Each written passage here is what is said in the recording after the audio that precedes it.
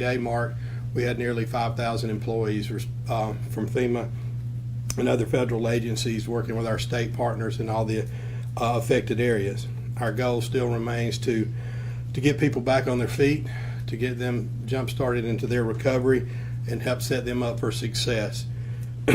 We, alongside our survivors in our state, are here and our state partners are here for the long haul. We're not going anywhere. We're going to make sure that we see this mission through. I want to transition a little bit right now to what we've done here in South Carolina. I'm very proud of the relationship I have with the state, that we have as FEMA with the state. You've heard me speak on other occasions with the governor in this very room about the great job the state did during their response, and I still want to echo that. They were awesome, and they really set recovery up to be successful. Right now, we have approved over $204 million for the survivors here in South Carolina. That's over 400,000 applications. I want to thank all the media partners here and everybody, because this is true a partnership. We can't do it without you. And I want to thank each and every one of you. One, for being here today and echoing our message to get survivors to register. We can't do it without you. We need your help to make sure we are reaching all these survivors and that we get them registered and help jumpstart their recovery. We currently have 8 disaster recovery centers open and operating and within the affected areas, and we have seen over 6,000 survivors to those centers. They have become very impactful, very helpful for survivors to come in to let us help them upload documents they need to answer questions and take care of some of the other things that they may need to further their assistance along with FEMA. I have disaster survivor assistance members in communities right now. I have over 150 of those teams are members, part of teams, in the affected areas, going door to door to make sure that we reach everyone. And that's our message. We want, if you were affected by Hurricane Helene, please call and register. We want to help. We're here, and we want to make sure that you get the assistance you need. On the public assistance side, which is cleaning up the debris, repairing roads and bridges and things like that, we brought in the Army Corps of Engineers very early on to assist the state to get a good idea of how much debris has actually been on the ground or deposited by this storm. Right now we're estimating about 3 million cubic yards of debris. That's probably low. I mean, you really can't get a good idea until you actually start collecting it. And right now, with the state contracts, the locals, they are out there collecting the debris. They've collected a little over 800,000 cubic yards.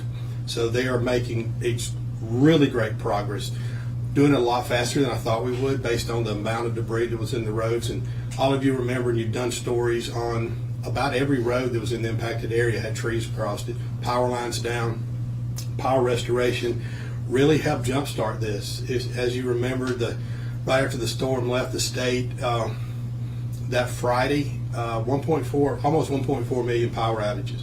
I've been told that's the largest power outage from one single event in South Carolina history. A week later, 1 million of those have been restored.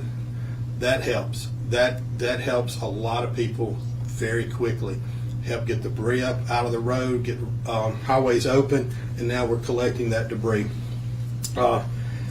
Like I said, the vast majority of that debris will be collected by the state through the South Carolina Department of Transportation and a lot of the locals. Some of the locals have their own contracts and are operating those. We early on provided meals and water. Didn't have to do that much because the state had very robust contracts, but we were here to meet that delta that they had, and we got those out. The feeding went very well, the mass feedings that had to occur. You were all familiar with that. That went with our partnership with the state, with the local governments, with the private nonprofits, with the volunteer agencies that came in and assist. You just can't do it without those. I mean, it's partnerships. And this disaster here in South Carolina really shows you it's a whole of government response and recovery. Every piece of government, from the locals to the state to the federal to the volunteer agencies, the private nonprofits are all here working to help South Carolina recover. And I want to echo that, and as I said when I was thanking you for your help and your partnership to echo our message, I want to make sure that I say it again. Everyone needs to register. You need to call 1-800-621-3362 or 1-800-321-FEMA, disasterassistance.gov, the FEMA website, or go to a DRC.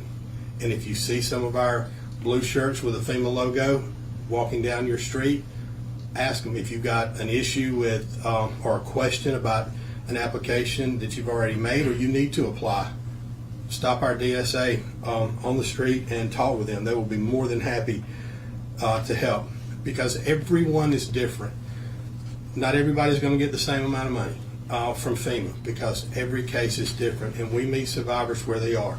What was your damage? What do you need? Not everybody needs the same thing, but a lot of them, there's a lot of folks here and a lot of survivors that are hurting and they need something. And so getting that much money out this quick within the first 30 days, I'm very proud of what the partnership has been able to do in getting those out. I want to stress that you stay, for survivors to stay updated. Call us back. If you haven't heard anything, pick up the phone and call us back. Get on the website, go to a DRC. Let us help you. And one other message is, do not accept no from FEMA. If you get a response back from your application, it could be something as very simple as you left off the zip code, your birthday is not exactly right, you may have transposed two numbers accidentally if you were typing it in. It could be something very simple and that we just need to correct. So please call us back. Don't accept that no. Pick up the phone, call us, because we want to get you to yes. We're going to do everything in our power to get you to a yes. If you are eligible to receive benefits, we want to make sure you get every dime you're eligible to receive. And you know, those funds can be used for a lot of different things, from repairing your home to special needs assistance can be used for food and rental assistance and things like that are out there to help survivors jumpstart their recovery. And our primary mission there is to get everybody safe, sanitary, and secure as fast as we can. And then let's look at what it's going to take to start your recovery, to rebuild from the going forward, working with each individual family on their needs. That, ladies and gentlemen, that's all I have. I will open it up to questions if anybody has any. What is the most common kind of forms of debris you're seeing, and what counties have been hit the hardest? Wow, that's just pretty much everything that's been declared. There's pockets of really heavily damaged. I don't want to compare county to a county, right? I can't say that this county sustained more damage than another, but the primary is all vegetative debris. There's a few others in there, but it's a lot of vegetative, is all the trees that were knocked down and things like that, but it's probably 90-95% vegetative debris.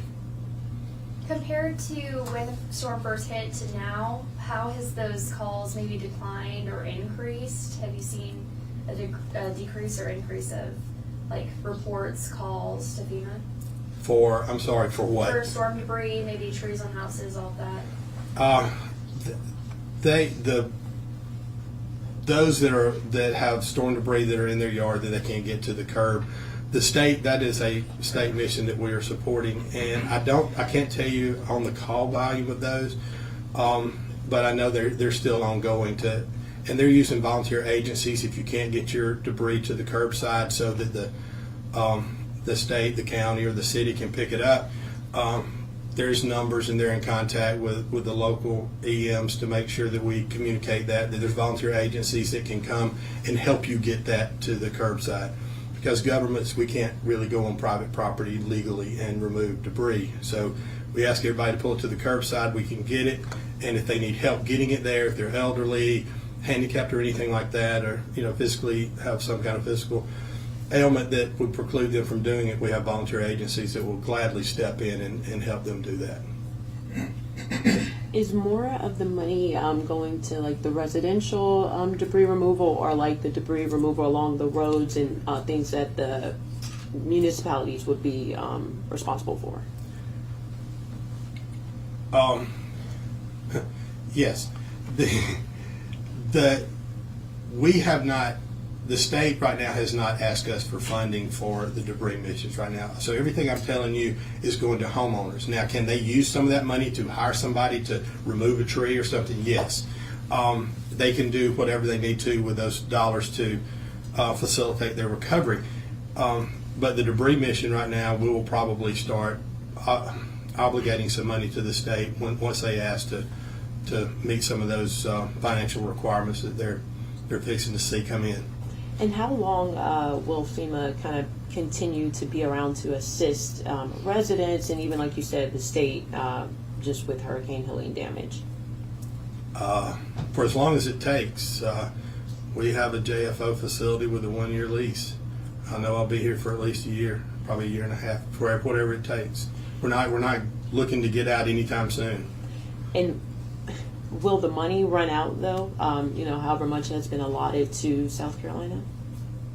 I've Or not is been it- told I have everything I need to handle the response and recovery. I have no limitations on funding. And as far as like registering, is anybody allowed to register for someone that's not able to, like someone that's an elder, someone that's older and not able, to completely understand like technology? Like, can someone register for them, or is there like, does that person have to register themselves? So just to make sure that they're reaching out to you. If whatever. somebody is sitting there with them, helping them on the computer, Yes. that happens all the time. I have to have my elderly parents do things like that, and so yes, absolutely. If they really need further assistance, go to a DRC. We'll sit down there and help them register. We'll walk them through it, or talk to somebody on the phone. But if they're on the computer and they have their daughter or somebody there to help them, absolutely. And if they need assistance with that, we'll help. And I think I know the answer to this, but have the FEMA workers here kind of experienced any safety risk? I know kind of in the beginning when FEMA workers were going out in other states, there was some violence kind of towards them. None. We have not seen that here. I mean, we've had a few, residents that's not fond of the federal government, but there's been no violence. We have been very welcomed here. Everywhere we've gone, people are just so glad to see us. They know we're there to help, and we've had none of those issues here. Kind of touch on that distrust, I guess, of the federal government. If some people, in our rural areas are like, I don't know about that, that sounds difficult. What's the easiest way they can get FEMA assistance, and is there anything you can say to kind of ease their mind? The easiest thing is to pick up the phone and call, right? Or get online. Now, if you have damage, understand that we have to come out and look at your damage. And so there will be a FEMA inspector that will come and look at your home damage to determine how much and what you're actually eligible for and what we can and cannot do and things like that and do that inspection. But outside of that, if you call and a housing inspector, we send the money, you may not need to see anybody but that person. Now, It can be as one-on-one as the survivor wants it to be. DRCs are open. If you want face-to-face interaction and that's what you want, go to DRC and we'll help you. If you just want to talk to somebody on the phone and you're good, we'll handle that too. As far as people needing help and needing assistance, is there any red flags people should think about or consider, knowing how much help you all are providing that has nothing to do with FEMA, that people shouldn't act too quickly on? That you can speak to? Thank you. Great question. If you're interacting with FEMA, they should have a FEMA shirt, badge, logo, and they should have a FEMA ID. We will never ask for money, ever. And so if somebody comes representing FEMA and they do not have an ID badge or a FEMA shirt on, and they ask you for money, call 911, call the police department, because they're not FEMA. And I don't have a problem if they are FEMA and they're not, and you still feel a little easy, then okay, call your local authorities and we'll walk through this. We're not there. We want to make sure that everybody is comfortable dealing with the federal government, and we know that there are some bad actors out there that will be, posing as FEMA to try to scam money from survivors. And it's sad that we're living that day, but it happens all the time. Have you had any reports of any of that lately? Or? Early on, we got a couple of reports, but in the last probably 2 or 3 weeks, none. But I think the first week we got some reports, and the great job you did with helping us get that message out about the badges and about the calling and asking for money. We haven't had any more that I know of. We may have had 1 or 2, but not that I'm aware of. Okay, and the last question for me, if someone were to pick up the phone and call, what's some of the main thing they will be asking the person just to make sure? Where you live, first you have to live in a designated county that was under this disaster. So, make sure that you live in a designated county, your address, your name, your address, social security number, identifying information, and then they'll walk you through, well, what damage did you have? Did you go to a shelter? There's a litany of questions that you have to, you can just sit there and answer yes or no and provide the information. Thank you. You're welcome. Will FEMA ever analyze any homes on their own, or does the person have to call?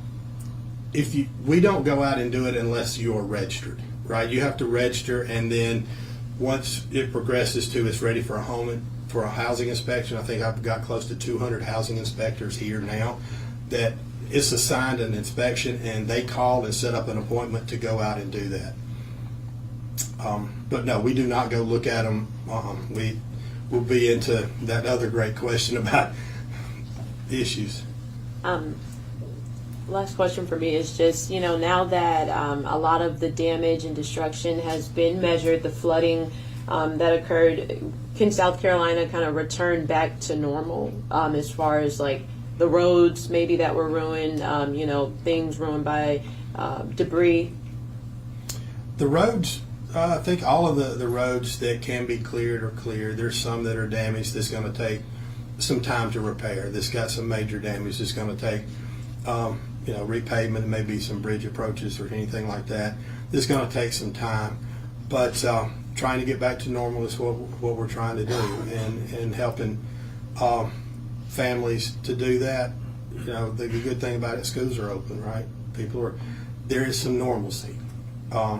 We still see a lot of debris out there, so that when that starts moving and the debris starts getting picked up, people start feeling a little bit better that things are going to be okay. The power's back on.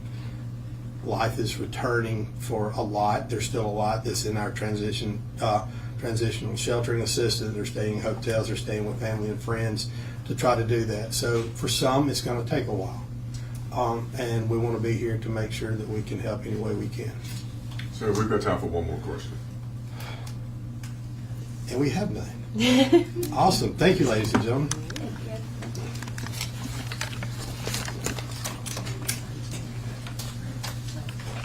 Thank you. Thank you.